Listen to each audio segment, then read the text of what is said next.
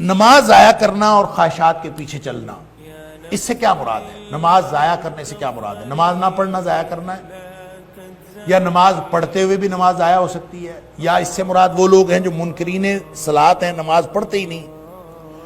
یہ مفسرین کے ہاں مختلفی ہے۔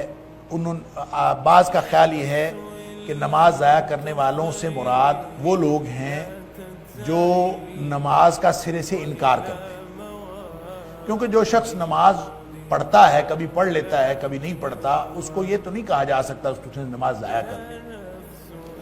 وہ نماز کا منکر تو نہیں، وہ نماز کبھی پڑھ لیتا ہے، لیکن بہرحال وہ نماز پڑھتا ہے، وہ نماز کا منکر نہیں ہے، تو وہ ان میں نہیں آئے گا۔ لیکن صحیح بات یہ ہے کہ جو احادیث سے ثابت ہوتا ہے کہ نماز ضائع کرنے سے مراد ہر وہ شخص ہے جو نماز کو پورے آداب کے ساتھ نہیں پڑھتا اور نماز کو پوری پابندی کے ساتھ نہیں پڑھتا، وہ شخص دراصل نماز کو ضائع کر رہا ہے۔ اللہ!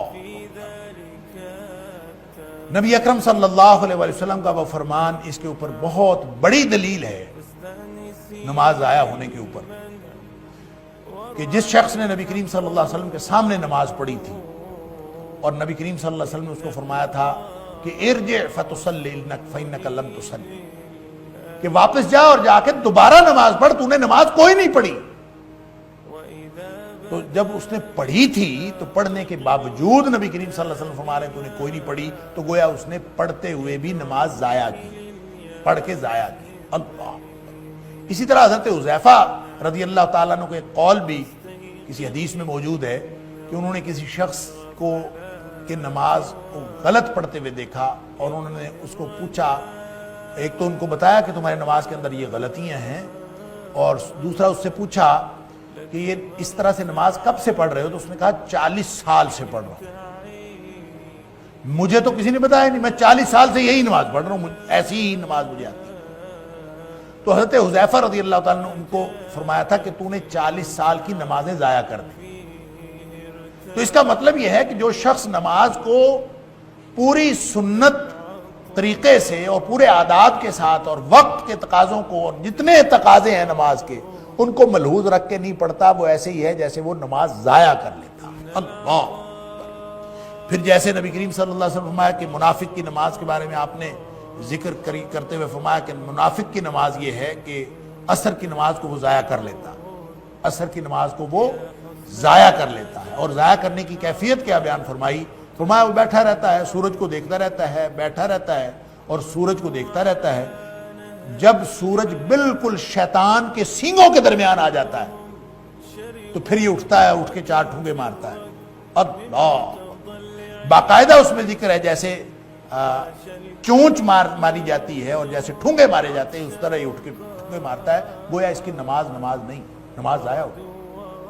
تو ان ساری باتوں سے یہ پتہ چلتا ہے کہ اضاعوا الصلاۃ، نماز ضائع کرنے سے مراد صرف نماز کا انکار نہیں ہے، نماز پڑھتے ہوئے بھی ضائع کی جا سکتی۔